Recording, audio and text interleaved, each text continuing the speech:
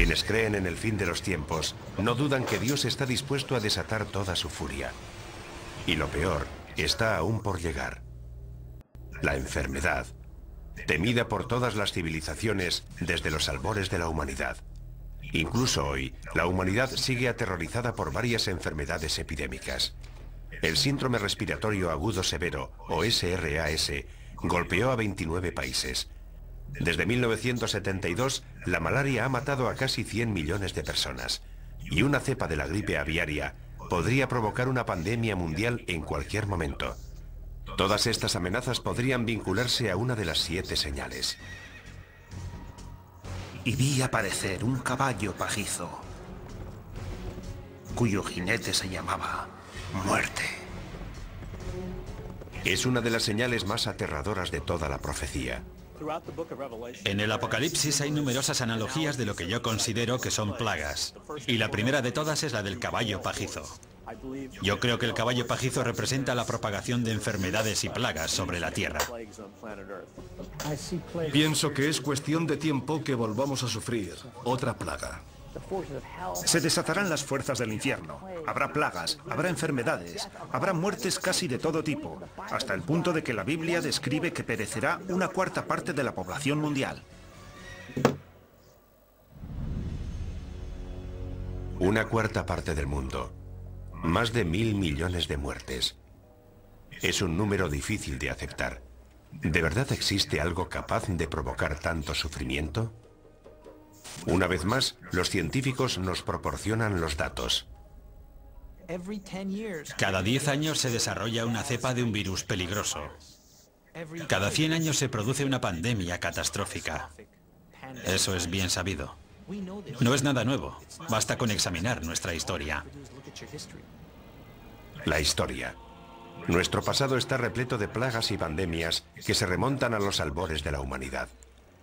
Durante el tiempo en el que Juan de Patmos escribió el libro del Apocalipsis, alrededor del año 100 después de Cristo, las plagas devastaron las regiones que corresponden a Libia, Egipto y Siria, todas ellas cercanas a la isla de Patmos. Es incluso posible que el propio Juan las hubiera conocido directamente. Pero la plaga más mortífera de todas se produjo en la Edad Media, la peste negra. La peste bubónica devastó Europa en la década de 1340, matando casi a 50 millones de personas. La enfermedad causa grandes y dolorosos tumores negros, llamados bubones, de ahí su nombre. Para el año 1400, el número de muertos alcanza los 100 millones de personas en todo el mundo, con lo que la población mundial pasa de 450 millones de habitantes a 350 millones.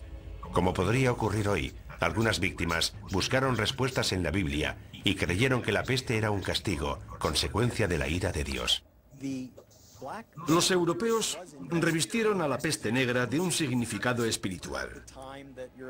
Fue la forma clásica de castigo que Dios lanza sobre la tierra y que se describe no solo en el libro de la Revelación, sino incluso en el relato de las 10 plagas de Egipto durante el Éxodo. Por eso, la utilización de la peste como prueba de la ira de Dios es una tradición antigua que se recoge de forma destacada en el Apocalipsis. A medida que los supervivientes se hacen inmunes, la peste negra retrocede. Pero el temor al virus asesino continuó durante siglos. La peor pandemia de tiempos modernos empezó en 1918, justo cuando estaba terminando la guerra más cruenta de la historia. Los médicos la llamaron gripe española. Fue una gripe mortal que se propagó por todo el mundo y mató casi a 100 millones de personas, lo que significa que la gripe española fue 2 veces más mortífera que la Primera Guerra Mundial.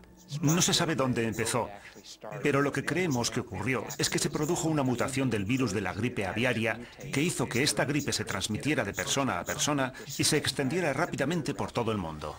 Un virus aviario. Es algo que debería sonarnos familiar. Los científicos temen ahora que se desarrolle otra cepa de la gripe aviaria, un virus llamado H5. Y piensan que esta vez el peligro es incluso mayor. Si ese virus muta, podría infectar a las personas y transmitirse de persona a persona, lo cual sería terrible. Podrían morir 50, 100, 150 millones de personas. Como ocurrió durante la pandemia de 1918, una mutación del virus H5 podría transmitirse fácilmente entre las personas. Pero hoy vivimos en un mundo mucho más pequeño. La infección podría escapar a nuestro control incluso antes de percibirse los primeros síntomas. Hemos creado la autopista para que esos virus puedan propagarse por todo el mundo. Si una persona que está incubando una gripe pandémica, que tiene un periodo de incubación de 2 días, toma un avión, llevará esa gripe a una parte del mundo en la que nadie sospecha que pueda desarrollarse una pandemia. Pasaría algún tiempo antes de ser detectada, y esto podría ocurrir en muchas zonas del mundo. Imagínese la cantidad de gente que pasa por el aeropuerto de Los Ángeles y piense que una persona puede infectar a todos los que viajan en su avión. Y cuando esas personas salen del aeropuerto, pueden contagiar a todos los que entran en contacto con ellas. Una vez que eso ocurre, desaparece la inmunidad. Todos estamos expuestos. Los síntomas del virus H5 empiezan de forma inocua, por lo que una persona infectada puede desconocer que está transmitiendo el virus. Es probable que los primeros síntomas de un virus pandémico fueran similares a los de la gripe común: fiebre, tos, dolores musculares, Mucosidad, ojos llorosos, dolor de garganta. Pero los síntomas avanzan rápidamente. Te duelen los músculos, la garganta, empiezas a toser, tienes dificultades para respirar. La progresión es imparable, no te llega el aire a los pulmones. Parada cardíaca, insuficiencia renal. 4 días después de que hayan empezado los síntomas te ingresan y pasarán 9 días más antes de que te mueras. Pero por angustiosas que parezcan estas predicciones, puede que la gripe aviaria no sea uno de nuestros mayores peligros. La plaga más devastadora podría tener un origen más siniestro.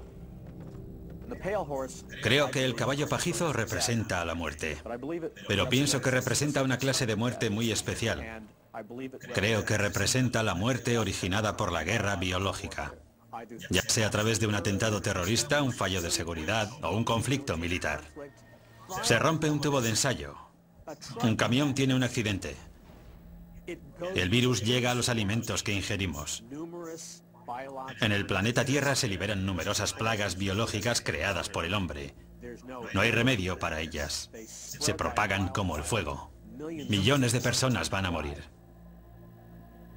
¿Y si surgiera algo que no pudiéramos contener? Imaginemos que 1 o 2 personas infectan a toda la población. Es fácil. Como experto en armas de destrucción masiva, John Barton entiende la amenaza que representan los virus biológicos de la actualidad. Dados los avances que está experimentando la bioingeniería, creo que esa es nuestra principal amenaza. Los sistemas de armas biológicas han alcanzado un gran desarrollo.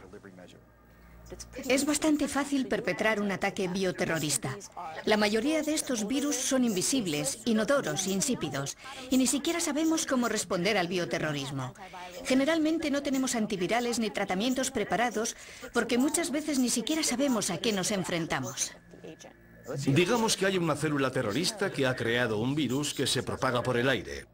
Si lo liberan o se lo inoculan a otro ser humano en una zona de alta densidad como Los Ángeles o Nueva York, infectarán a todo el mundo.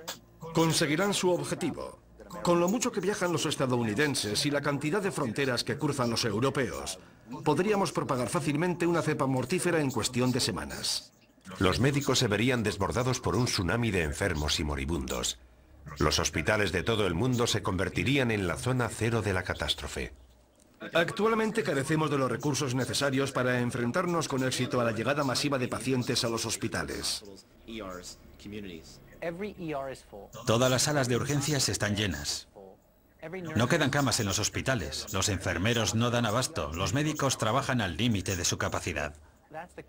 En ese caso, ¿cómo vas a aceptar 10 pacientes más? 20, 50 pacientes más. Es imposible. Ningún sistema de salud podría enfrentarse a algo así. Lo que es peor, el virus podría dividirse rápidamente en varios subtipos, cada uno de ellos resistente a fármacos distintos. Los virus mutan con mucha más rapidez que las bacterias.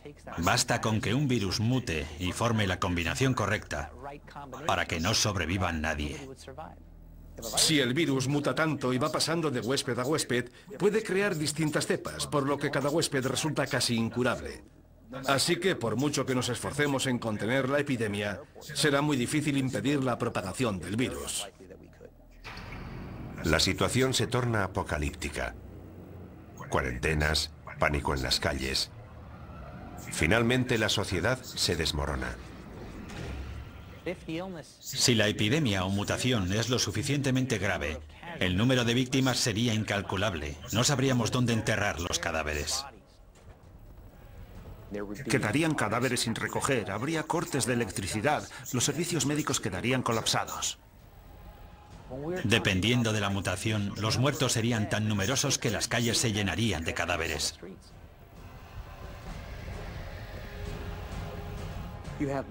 La gente moriría en masa y los antibióticos no servirían de nada porque estamos hablando de virus diseñados genéticamente en laboratorios. Y creo que es a eso a lo que se refiere el libro de la Revelación. No creo que Dios envíe enfermedades a la tierra. Creo que más bien nos está diciendo, muy bien, queríais crear enfermedades, os dejaré hacerlo, pero ateneos a las consecuencias. La profecía bíblica de una plaga mundial capaz de matar a la mitad de la población vuelve a situarnos en una escala completamente distinta. Y tanto si proviene del cielo como si es permitida por Dios, sería horrible. Ciencia y religión están de acuerdo en que puede que solo sea cuestión de tiempo.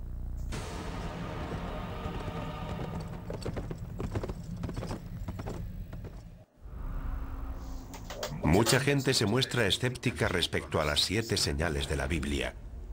No pueden creer que un Dios benevolente pueda lanzar semejante holocausto contra la humanidad. Pero si investigamos la profecía de las 7 señales, vemos que empieza a emerger un patrón. Es un lugar oscuro, situado en los márgenes del conocimiento humano. Un lugar en el que las diferencias entre la ciencia moderna y la antigua profecía empiezan a difuminarse. La siguiente señal nos sitúa frente a ese lugar oscuro, revelándonos un nuevo nivel de horror y destrucción. En la última